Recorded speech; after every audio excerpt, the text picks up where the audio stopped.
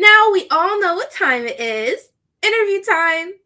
Gen Z, I know there is a lot going on in our world. We're navigating our lives during a global pandemic and trying to figure out what path we are creating for ourselves.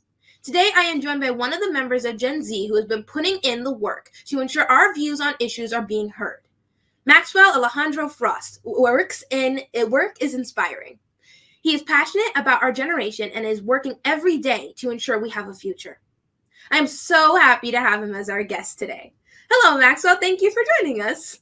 How you doing? Thank you so much for having me. I'm really excited to be here. Oh, I'm so excited for this interview. Okay, I hope you guys are listening. We're going to jump right in.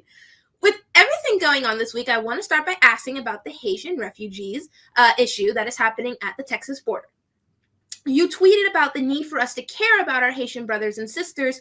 Can you share with Gen Z why immigration is such an important issue for our generation? Definitely. Well, like any other issue, I think it's important that we realize that the way we address any given issue really points to the culture of our society, what we're thinking about, what we're prioritizing. Are we prioritizing the economy? Are we prioritizing human beings, etc.? And so with immigration and any issue, it's important for Gen Z to care about it because it's going to affect our lives down the road when as we're becoming adults, as we're raising our children, we're slowly developing the world that they're going to grow up in. And so the question is, what kind of world do we want to leave for our kids, and what kind of world do we want to grow old in? Do we want one that is okay with whipping Black immigrants at the border who are begging for help? After their president was assassinated just a few months ago, had one of the most devastating natural disasters that they've had on the island, and there's just a lot going on, a lot of turmoil. Are we going to be a country that casts them away, and doesn't just cast them away, but actively whips them and deports them in high numbers? Or are we going to be a country that loves humanity and that wants to help people and brings folks in? A lot of times we boast about the wealth of our nation, which is great. And the question is, are we going to use it to help people, right? Are we going to use it? And so Gen Z, we got to care about these issues, especially like immigration, because it's slowly building up the way that we're going to be handling these issues in the future. And so it's important that we care about them right now and that we're talking with our friends about it. Absolutely. Gen Z is still coming of age, but this is our nation, our world that we're going to be living in and making. So we definitely, it's important to care about. And so let's go back in time a little bit, not that far because we're Gen Z, like I said, still coming of age, still young. But let's talk about your high school years. I see you attended a performing arts school in Florida. You played in the jazz band and the wind ensemble. Can you share with us what drew you to performing arts and music? Yeah, definitely. So it was my father. My dad plays the conch shell and the steel pans. He plays a lot of island and soca music. He also is a jazz artist and has used to tour when he was younger. And he's still a full-time musician. And so when I was in the second grade for Christmas, I remember walked outside of my room at 3 a.m. I used to wake up super early, see if Santa came, dropped me anything. And that year Santa gave me a drum set and my life was forever changed. I started learning how to play the drums, started taking private lessons. And then my dad told me you should audition for this school, the Hospital County School for the Arts. Auditioned for it, got in, was there for about 7 years. And yeah, my dad's really the person who influenced me to get into music. But even before the second grade, when I actually got the drum set, I always had an appreciation for the arts and music because my home was always filled with music, right? My dad was always recording, playing the steel pans. I mean, I grew up listening to Stevie Wonder, Ella Fitzgerald, John Coltrane, and also hearing some Jimmy Buffett and some, just all different types of music, Carole King. So yeah, just a lot of different music all around the house, and that's really what pushed me. That's amazing. Is music still a big part of your life? Do you still play? Yes, yeah, I try to play almost every day. As some folks watching, you probably know, I've launched a campaign for Congress here in Orlando. I'm really excited about, and have been focusing on that for a while. But I have my drum set. I play all the time, and music is a huge part of my life. I think a lot of times folks like to divide activism and advocacy from the arts, and then they call that artivism. I don't really big divide, right? We know that in the civil rights era, folks like Martin Luther King or Fannie Lou Hamer, they would consistently call musicians at the end of a rough day just to hear someone sing. just to like hear that passion. And so for me, it's one and the same. I mean, last summer I was doing a lot of protesting, and when I'm on the picket and it's raining and there's some like tear gas in the air and it's like I want to go home, I always had a plan in my head and a song in my heart. And so music is a huge part of my life. That is so amazing. I love that. I hope Gen Z and our viewers are taking notes on how important music can be and how connected it can still be with activism, historically and today. Mm-hmm. And that leads right to my next question. Art is often one of the most important historical expressions of the human experience. I was hoping that you could talk more about your connection between the arts, music, and activism. You know, like how did you intertwine them? Yeah, definitely. I think it's always number one, finding ways to use the arts to advance an agenda or what we're trying to do in the advocacy here in the movement world. It's very similar to the way we talk about taking care of yourself, self-preservation, and self-care, right? We shouldn't see self-care as something separate than the work, right? We should include self-care in the work, in everything that we do. And so it's the same thing with music and arts. How do we include it in the work that we're doing, right? Yeah. It can be a little thing like, you know, when I worked at March for Our Lives, we always had a song of the week with the team. And, you know, the person would explain why that song touched their heart and why they wanted to share it with us. And that was always something that I looked forward to every week. But then, like, you know, in the like a macro sense or anything like that, how are we involving artists in protests that we're doing? How are we forming different methods of communication to get our message out with everyone? Because we know that everybody learns differently, right? Everyone has a different way of learning. So, an op-ed or article might work for some set of folks, but there might be other people who just, number one, they just don't want to read it, or they read it and they don't really get anything from it. And so where words fail, art can come in and really help folks understand and conceptualize a lot of what people are going through. I think about artists like Kendrick Lamar or even No Name or Chance the Rapper, who a lot of times interject the plight and stories of marginalized communities in their music. And with millions of people listening to them, that story is getting out to those folks. And even though we're getting lit to the music, which is great because, you know, having fun's a big part of self-care, they're internalizing those stories. And the hope is that they'll use those stories to make decisions for the rest of their lives. Absolutely. This is all very poetic. I love this. And that kind of leads into my next question, because we were talking about activism and the connection. After high school, you jumped right into activism and community organizing. You worked on presidential campaigns and for community empowerment organizations like Move On and Democracy Spring. I'm wondering what drew you to pursue that life path from music to activism? Like, what made you connect the two? What made you jump into activism? Definitely. I think there has to be, so when I was a sophomore in high school, I was an intern on the Obama re-election campaign. I wanted to be a part of that because I saw him speak and he had really inspired me. And so either way, I did that. And after we had won that campaign, I told my dad I wanted to go to the inauguration with him.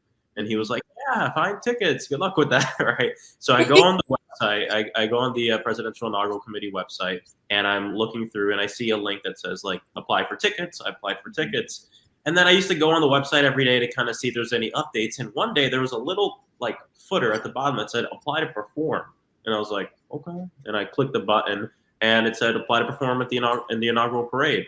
At the time, I had a salsa band called Seguro Que Si, which is just me and some friends who used to play salsa music. And so I was like, you know, apply. So I just sent an application, just, you know, I don't know, just to do it. And then I got an email back saying, hey, you know, you just need a recommendation letter from one of your senators. And at this point, I've never really been involved with politics besides this internship, so I didn't really expect much. But I actually emailed my Senator Bill Nelson every day for about a month and all of his staff. Very annoying. And then one day I get an email from Senator Bill Nelson with a recommendation for my band to perform there. So I sent that in, and then a few weeks pass. I get a call sitting in like creative writing class from a 202 number in Washington, D.C. And I'm like, who's this? Like, sir, can I use the restroom? Go out to use the bathroom, answer the call. And we got accepted to perform at the inauguration. We went up and we were the first salsa band to ever perform in an inaugural parade. This is the first time that arts and politics really meshed for me, being up there, feeling the energy of electing a new president, someone who really inspired me, but also being able to go up there and bring my art to all of that. And so being up in DC with my best friends, playing salsa music for President Obama, making him dance, all of that really that was a pivotal moment for me. Yeah. That really told me I can never have to let go of my music, and I never have to let go of politics. I can do both. Yes, absolutely. That is so inspiring. I think a lot of people look at the arts, like you said, as very separate from activism. And some Hmm. people who look down on the arts and people who pursue careers in art, in the art fields. And it's fascinating to have a conversation where you see how impactful art can be in activism, which people Exactly, idolize. yeah, and you'd be surprised how many people work on political campaigns at the highest levels who have like art appreciation degrees or like music Yeah, performance degrees. I mean, like a lot of folks I've met in this world, movement world, and everything, actually came from the art yeah. world. So just a Yeah, cool. I mean, it's fascinating, honestly, to see how the two, what most people would think are opposites almost, how well they go together. But speaking of like now that we're into your like activism, like you just unlocked this new passion. One of your more recent engagements was working with the ACLU of Florida as a field manager for Amendment 4, for the Amendment 4 campaign that restored voting rights for felons. I was hoping you could share with us why this was so important.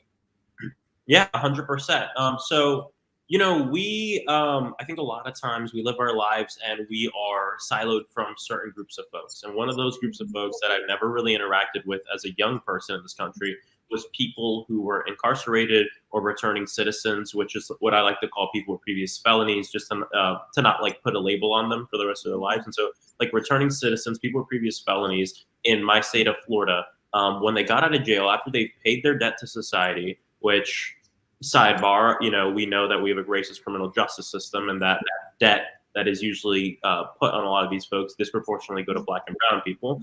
But moving on, aside from that, after they've paid this debt, have lost their right to vote for the rest of their lives in the state of Florida. That's the way it used to be. My barber, Chris, was someone who made a mistake when he was 18 years old.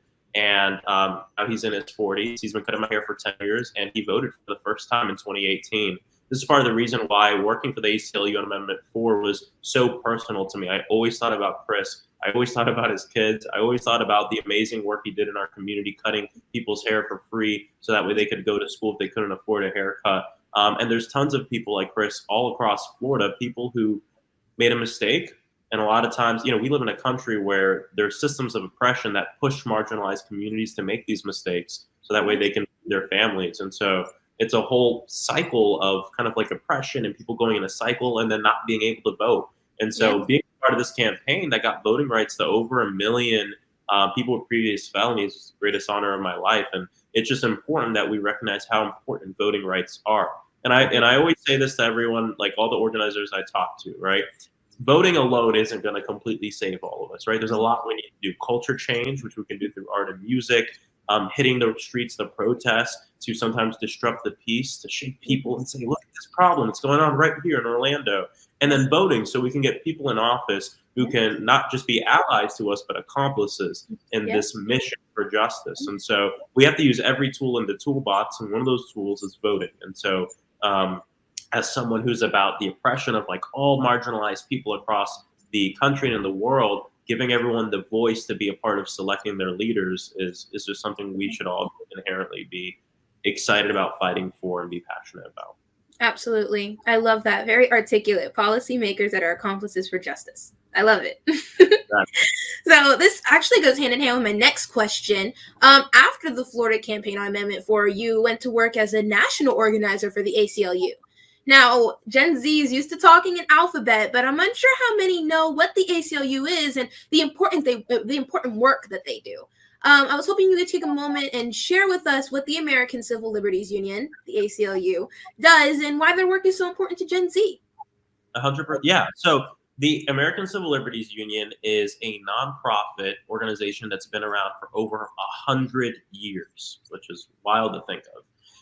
Their primary goal is to fight for the civil rights and liberties of every person. So what are civil rights and liberties, right? Obviously, the rights that are prescribed for us in the Bill of Rights, which a lot of us learned about in high school, but also looking out, fighting for marginalized communities as well, and looking at when their civil rights and liberties are trumped on. I think a lot of times, and even in progressive politics too, or not progressive, but like in democratic politics, a lot of the times we think of solutions that sound good. And then when we look into it, they're actually trumping on the rights of marginalized communities across the country. There's a lot of great examples of that. And so the ACLU does amazing work in two distinct spheres. One, which is like when ACLU, most people think of lawyers, which like, right, that's their claim to fame. It's what they did. And these lawyers go and they will sue governments for messing with people's civil rights and liberties. They will stand up for folks who maybe can't afford big lawyers to defend them. They help defend victims of police brutality. But aside from that, the ACLU now is engaging in organizing and organizing folks across the country. So that way, when these lawyers go into court, they're not just going in by themselves, right? They're going in, and behind them are thousands of people who are advocating on the streets. It's the whole thing I talked about before. We use every tool in our toolkit. Now the ACLU is using the legal tool, but also using organizing. And so when I was hired there, it's when they were really amping up their organizing program, getting folks on the ground to interact with presidential candidates to move them to be better on civil rights. Absolutely. Absolutely. And I love the discussion of bringing the nation together. And that really leads to my next question, too. So I love the way this entire conversation really seems to be connected. For some communities in America, gun violence has been around for decades. My own grandfather was the second person shot and killed in the Rodney King civil unrest in Los Angeles in 1992. It is one of the reasons my mother actually became an emergency medicine physician. And I share this because for those of us from families who live in communities where gun violence has been around for decades, there's sometimes a feeling that their experiences are not talked about enough. What do we say to them, and how do we engage our nation and bring it together in a bigger picture on this bigger issue? Yeah, I think as an organizer, one of our most valuable tools is education, the mass education of people all across the country. When we think about what happened last summer with the Black Lives Matter uprisings, right? A big part of these big movements are to educate thousands or millions of people across the world in a month, right? Or in a day or in a week about these systemic issues that a lot of times we're not taught about in school. And so some folks who would say, you know, Rodney King riots, or even the BLM uprising or Occupy Wall Street, these movements, they're good for the media, but what have they actually done? And I push back on that a lot because it has massively educated millions of people very quickly. Yeah. And now these folks can go out into the world, and whether they choose to live their life like this or not, we'll have to see, but it has taught them that they live in a world that's not as black and white as they think it is, right? There isn't just an American dream that works for everyone. There are many different Americas that a lot of different people live in. One of those Americas is where we have 100 people that die a day because of gun violence. And a lot of those folks are in black and brown urban communities that do not get resources. And so, like I said, folks who live in poor conditions a lot of times are put to the brink to where they feel like they should use a gun to solve their problems. And for me, and for me, a big part of really talking about this is explaining how these different forms of oppression drive people to that brink, right? Because a lot of people can't understand it, right? People who live in suburban communities maybe have never seen day-to-day gun violence. It's easy to demonize people who commit gun violence. And my campaign for Congress is all about seeing the world through the eyes of the most vulnerable. Absolutely. What does that mean? It means every time we're talking about an issue, we're always thinking about the people who are most likely to be impacted about that because of that issue. Like mental health, right? Gun violence. It's easy for people to demonize folks with mental health conditions. But what folks don't realize is that having a mental disability actually puts you more at risk of being shot, not shooting someone.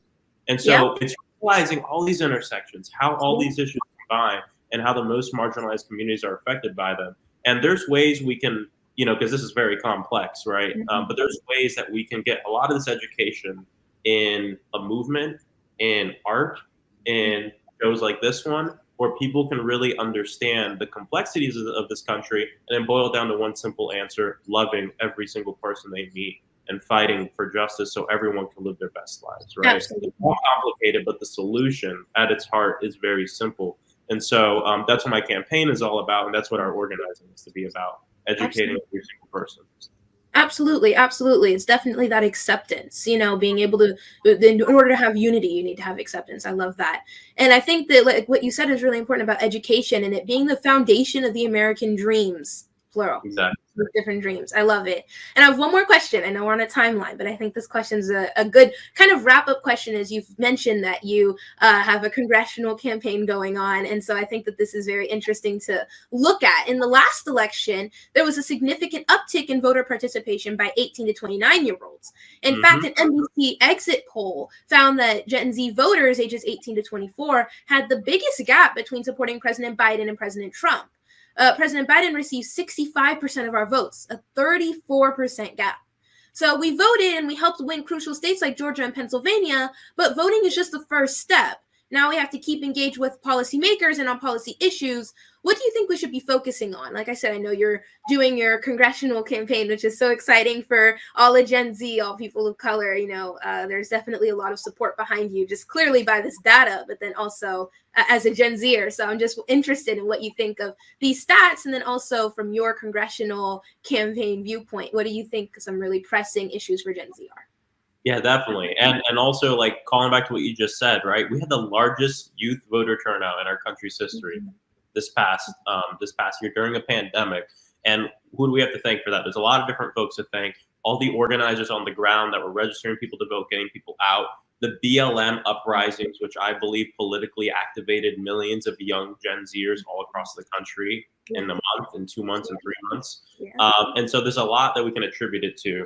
But what I say is, I think folks should really find how they want to be engaged, right? Like what they want to take to bring to the table in this fight for justice. I think everyone has a part to play, and this is why I will never shame someone who is skeptical of our political system, right? There's folks who are skeptical. They feel like their vote doesn't count, and I'll never shame someone because there are systems that put them in a place where they just don't trust. And that's not their fault. It's the people who came before us. And so our job is to love them and work with them to figure out ways we can do things. So I have a lot of friends who don't like to engage electorally, which is okay.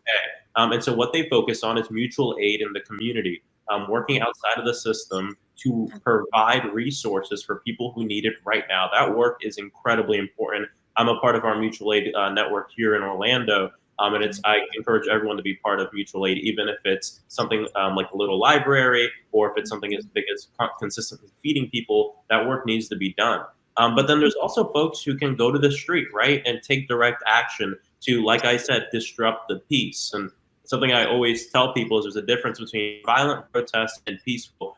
I engage in what our brothers and sisters and elders have engaged in the civil rights era was not peaceful, right? It was nonviolent, though. Martin Luther King was aiming to disrupt the peace, to shake the communities and say, look at what's going on right here. It's not just on the news, it's right here. And so you can engage in that work. And then you can also engage with nonprofits, organizations to go and lobby your legislators. And, you know, what I'll say is this. I've been doing this work since I was 15 years old. I've been in countless meetings with the same legislators who don't vote the way we need them to vote. And what I love now is there's this kind of political revolution of young people and poor and working class folks saying, if they're not doing what we need them to do, let's vote them out, right? Let's run against them. Let's get better people in office. And so that's another way people can engage. So I think, number one, figuring out how do you want to engage in this work? Do you want to use your art? Do you want to use your voice? Do you want to educate folks? And then go do it. Find people in your community that are doing that work and be a part of that existing infrastructure. And if there's nothing going on, start it. But that's what I would tell my fellow Gen Zers. Absolutely. And I think the Gen Zers who are listening right now, they've heard me mention this quote a couple times by Dr. Eddie Glaude, and I think it ties right into what you're saying about disrupting the peace, is using that anger that you feel to disrupt the peace, using that anger that you feel to motivate you, to turn that anger into motivation. And if you're not upset, you need to ask yourself what's wrong. That's what Dr. Eddie Glaude said, and I love it. So I really feel like that's applicable right now. I love it. I know we were on a timeline, and I am so happy that you were able to take time to join us today. And I know we always end with a social media shout out, and that is scrolling at the bottom. But I am very conscious of your time, Maxwell. Thank you so much for taking time to share with us your journey and being an inspiration for all the Gen Z. Yeah, thank you so much. And yeah, the social media is at the bottom. Folks can go to Frost for Congress to check us out. Thank you so much for having me. And yeah, y'all just get involved. You know, there's a quote by someone named Osceola McCarty I always think of that says, if you want to be proud of yourself, you have got to do things worth being proud of. Yeah, And so there's a lot of absolutely. good work to do. So thank you so Absolutely. much. Absolutely. Thank you for being here. I see our comment section celebrating, and absolutely, I am with you guys. I see the woo and all the hashtags in the comments, and I am with you. That was a fantastic conversation. And as we heard, he is currently in a congressional campaign. And so if you guys are interested in getting exposed to hot topics and Gen Z activism,